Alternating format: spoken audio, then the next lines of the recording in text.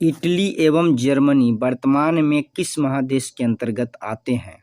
Option है उत्तरी America, दक्षिणी अमेरिका, यूरोप, पश्चिम एशिया।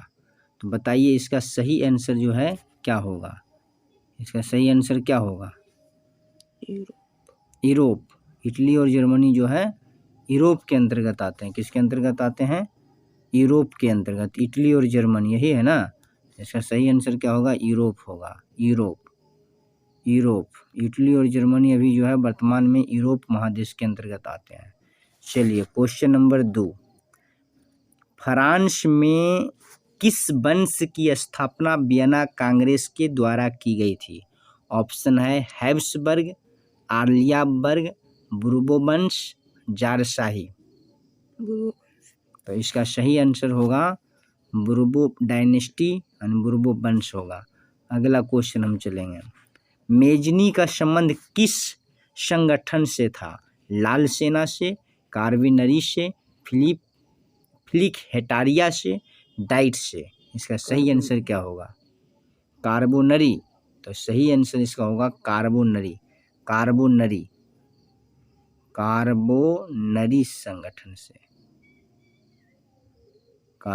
संगठन से। ठीक है, इसी तरह आगे क्वेश्चन चलते हैं। क्वेश्चन नंबर 4, इटली एवं जर्मनी के एकीकरण के विरुद्ध निम्न में कौन था? इंग्लैंड, रूस, ऑस्ट्रिया, प्रशा। ऑस्ट्रिया था। तो ऑस्ट्रिया होगा। इसका सही आंसर होगा ऑस्ट्रिया। इसका सही आंसर क्या होगा? ऑस्ट्रिया होगा। ऑस्ट्रिया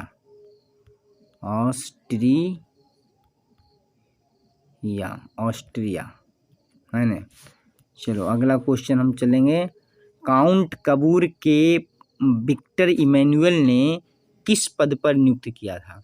सेनापति, फ्रांस के राजदूत, प्रधानमंत्री, गृह मंत्री।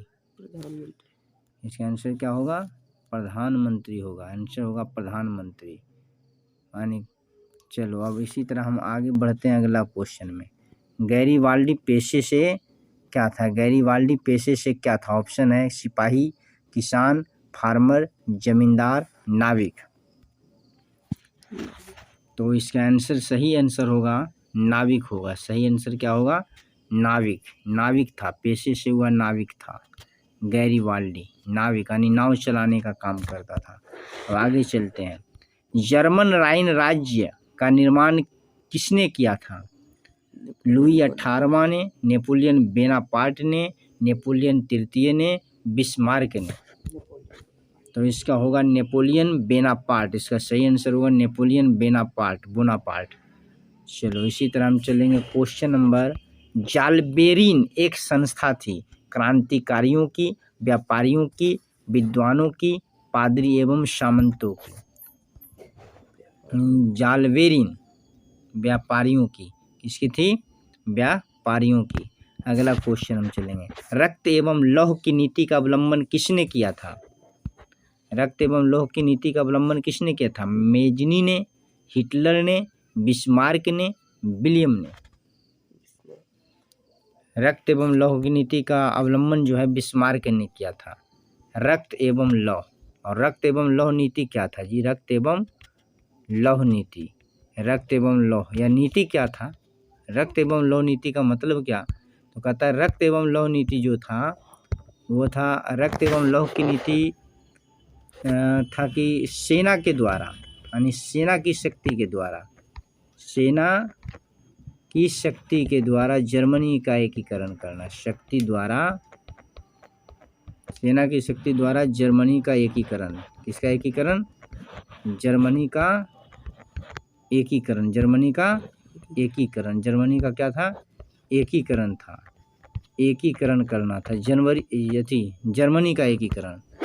इसी तरह से फ्रैंकफर्ट की संधि कब हुई? फ्रैंकफर्ट की संधि कब हुई थी?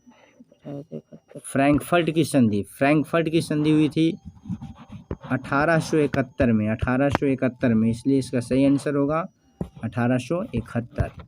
अच्छा, इसी तरह से हम आगे चलते हैं। क्वेश्चन नंबर 11 में, यूरोप वासियों के लिए किस देश का साहित्य एवं विज्ञान प्रेरणा स्रोत रहा? जर्मनी का, यूनान का, तुर्की का, इंग्लैंड का।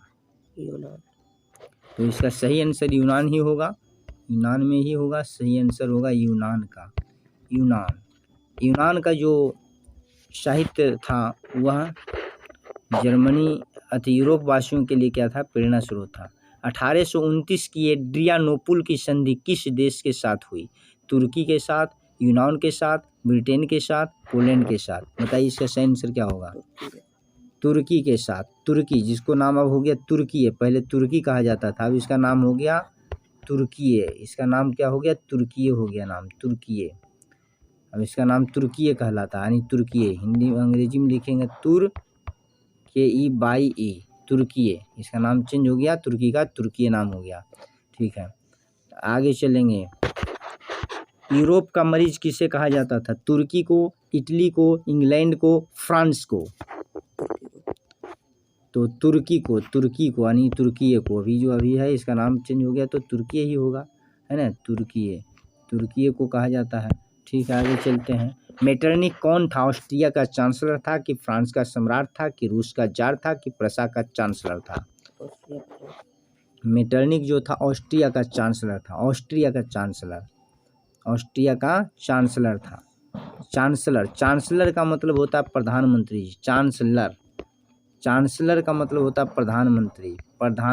प्रधानमंत्री। जैसे यहाँ प्राइम मिनिस्टर को प्रधानमंत्री कहते हैं, उसी तरह से वहाँ ऑस्ट्रिया के स्थानीय भाषा में से चांसलर कहा जाता है। चलो, सीडान का युद्ध किसके बीच हुआ था? ऑस्ट्रिया और प्रसा के बीच कि प्रसा और डेनमार्क के बीच कि प्रसा और फ्रांस के बीच, इटली और रोम के बीच? तो ये प्रसा और फ्रांस के बीच हुआ था। प्रसा और एक फ्रांस के बीच जो है यह युद्ध हुआ था, और इस युद्ध का क्या नाम था? सीडान युद्ध था। इसका नाम था सीडान युद्ध। इस युद्ध का नाम था सीडान युद्ध, ऑस्ट्रिया और प्रसा के बीच हुआ था। तो इसका आंसर सही होगा, सीडान युद्ध होगा। इसी तरह चलेंगे। फ्रांस की क्रांति का प्रमुख कारण क्या था? प्रजातंत्र शासन, निरंकुश शासन, गिरफ्तारी पत्र की मंसूबदारी पर था? तो ये जो निरंकुश शासन था, है ना, ऑटोक्रेटिक रूल। निरंकुश का मतलब है अपनी सुख सुविधा के लिए सब कुछ करना और जनता के लिए कुछ नहीं करना। तो यंग यूरोप एवं यंग इटली की स्थापना किसने की थी? मेजिनी ने, काउंट काबूर ने, गैरिबाल्डी ने, बिस्मार्क ने।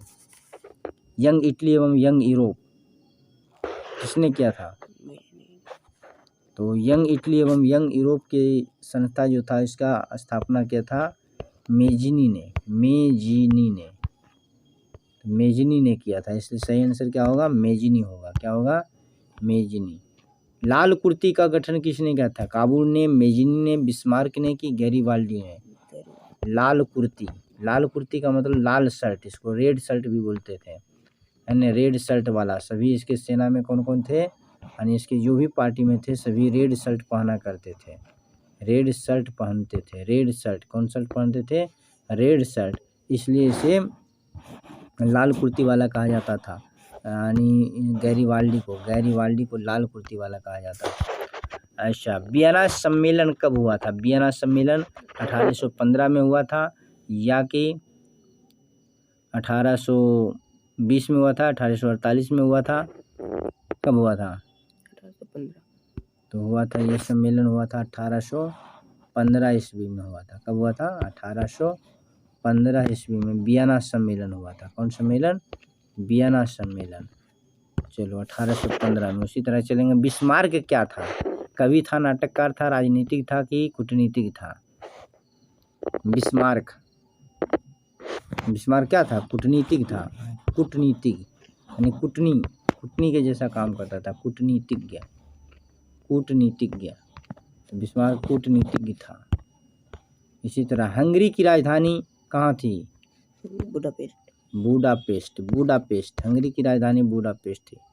चलो ठीक है, इतना ही तक रखते हैं।